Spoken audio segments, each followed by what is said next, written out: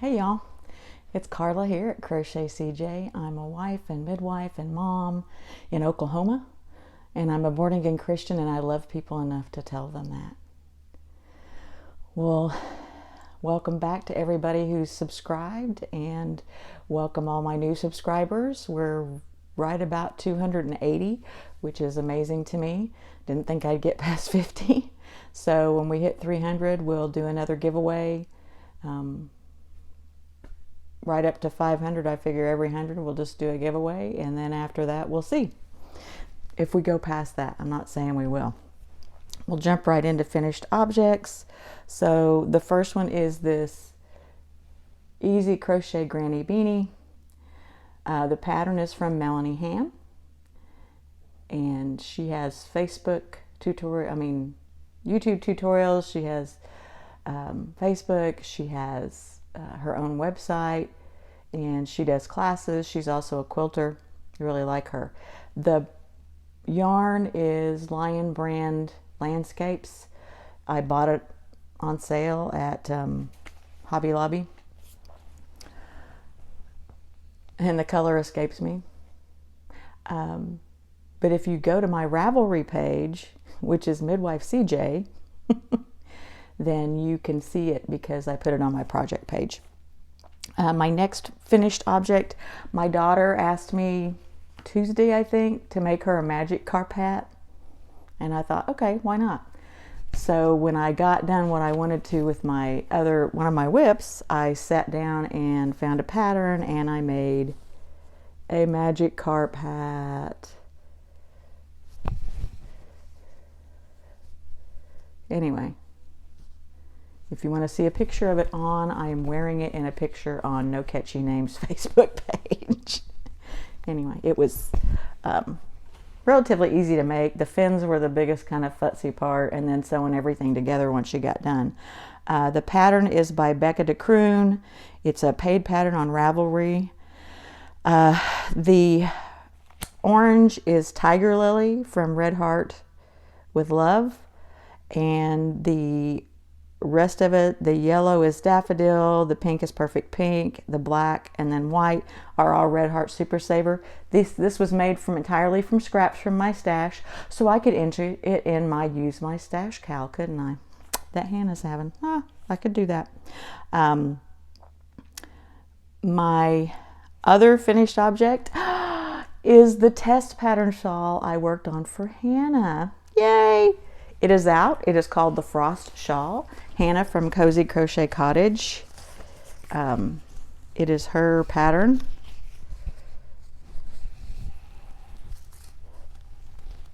It's hard to see, and it's wrinkled because I had it laying up here folded, I guess. Anyway, this is really dark purple. I don't know why it's showing up like fuchsia on there, but I'm just saying. It is a big, beautiful shawl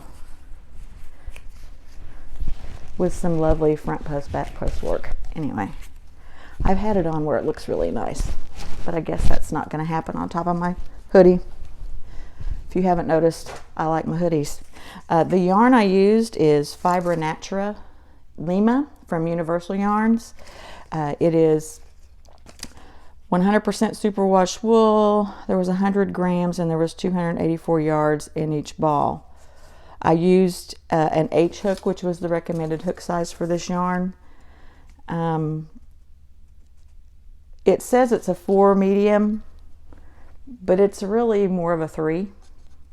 That's my opinion. I used 5 skeins, 4.5 of the purple, and then 1.25 of the gray for the edging. I got it at Tuesday morning. When I got toward the end of the shawl, I realized I was not going to have enough of the purple to finish out and then just do that last front post, back post edging in gray.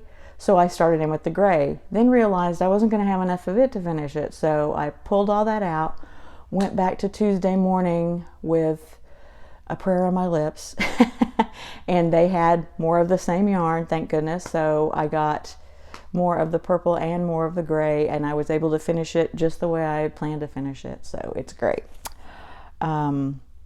Works in progress.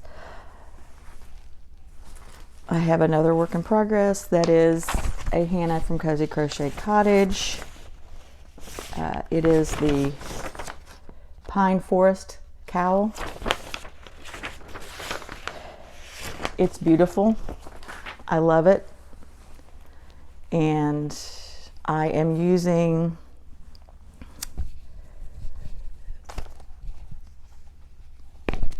see, you can see the little pine trees. I'm actually doing it right.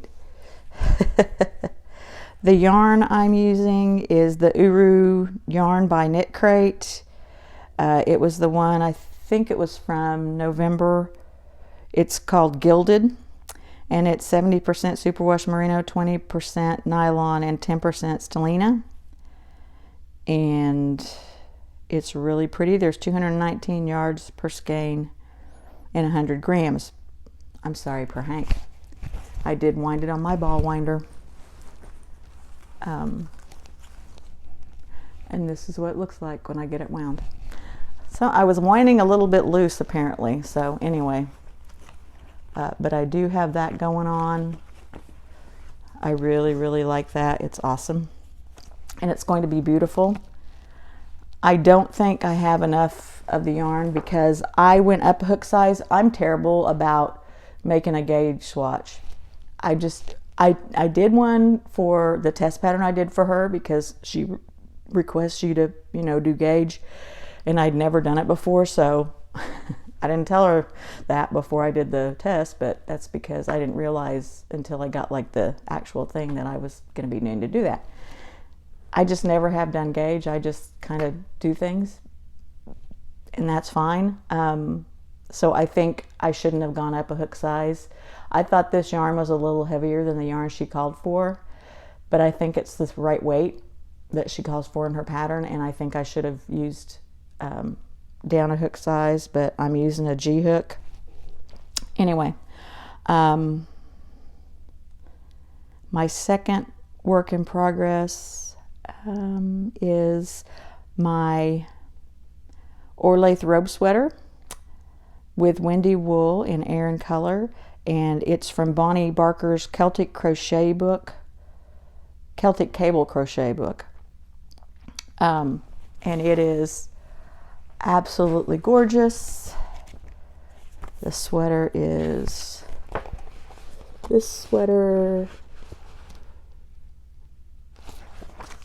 I think it's absolutely beautiful. And see, that's where I was the last time I showed you guys this. And now I have the whole back panel of the sweater done.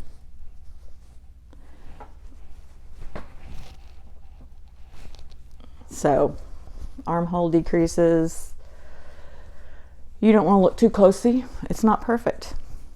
I'm okay with that. I think I've probably mentioned that as a quilter, I learned long ago that imperfections give your projects character. You know, so like when you put a quilt top together and you've got one piece that's turned the wrong way or something, you don't tear out the whole thing and redo it. You leave that imperfection in there. To me, when people see those imperfections, they know it's handmade. It wasn't made on a machine. Anyway, and the imperfections that are there, you know, you'd have to be up close probably with the microscope to figure out they were there. So I'm not going to worry about it. It's for me. I'm happy with it. I'm not tearing it out. It's my first time to do cable. I think it looks great. I'm really happy with it. Bonnie is also doing a crochet along with her Celtic diamond wrap. I believe it starts February 1st and runs through April 1st, unless that's another cowl I'm confused about. Anyway, the pattern is in Crochet World's February 2019 issue, which is Cables and Lace Doilies. I already subscribed to Crochet World, and so I already had the magazine. I don't know. This sweater's not going to be done by February 1st, so I'm not sure if I'm going to be able to do 2 cable projects at one time.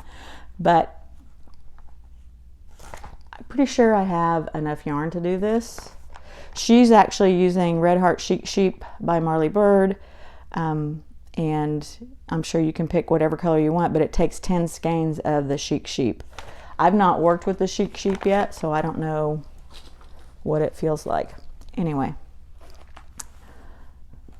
those are my works in progress. I still have a lot of stuff in the project queue. You know, I have a couple more sweaters and some more shawls, so I'm excited about that. Acquisitions, no yarn acquisitions. I am not on a yarn ban, y'all. That is not my thing. I did not do a yarn ban. I am trying to use my stash, which is fine. I actually went to Walmart the other day to pick up some yarn because a friend of mine requested, the friend that I made the Easy Granny beanie out of the Lion brand landscape yarn, she requested a hat for her grandson, and so I went to Walmart to find the yarn to make it because I did not have the right color. Our Walmart is awful. They have like maybe a 12-foot section on one side of an aisle that is yarn. I mean, that's it. And it's a big Walmart. It's the one in Owasso. That's the one I go to primarily because it's really easy to get to. The one in Claremore where I work, they have 2 whole sides of an aisle at least, you know, and then sometimes they overflow onto another aisle when they get new stuff. I mean, and they do get the new stuff.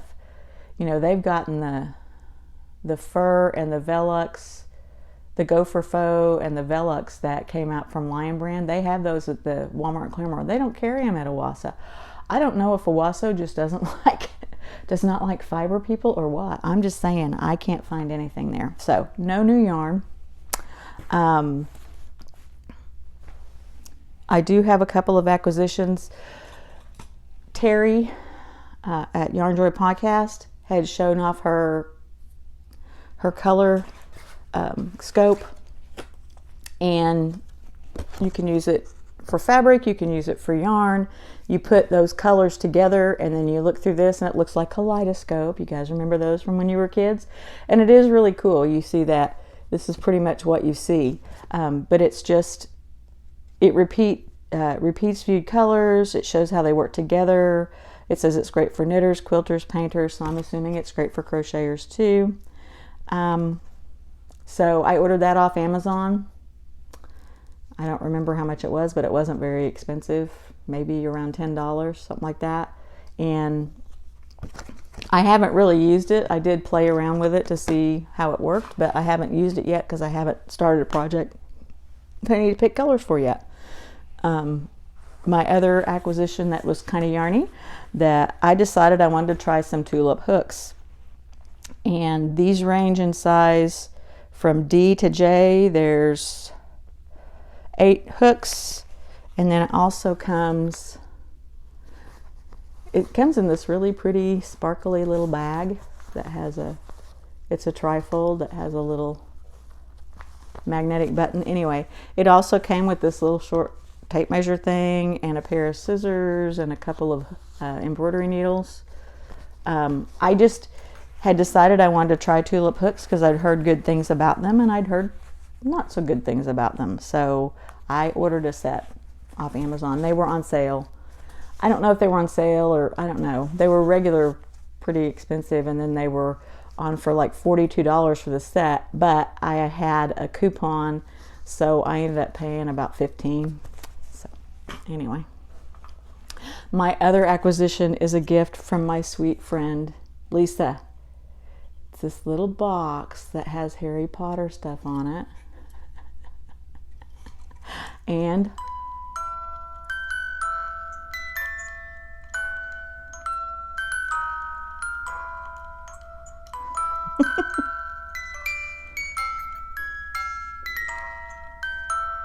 if you've seen the movie, you recognize that music. Anyway, it plays that little song. Isn't that sweet? I just love it. I think it's so fun. Short but sweet today. You guys remember Nairobi in your prayers.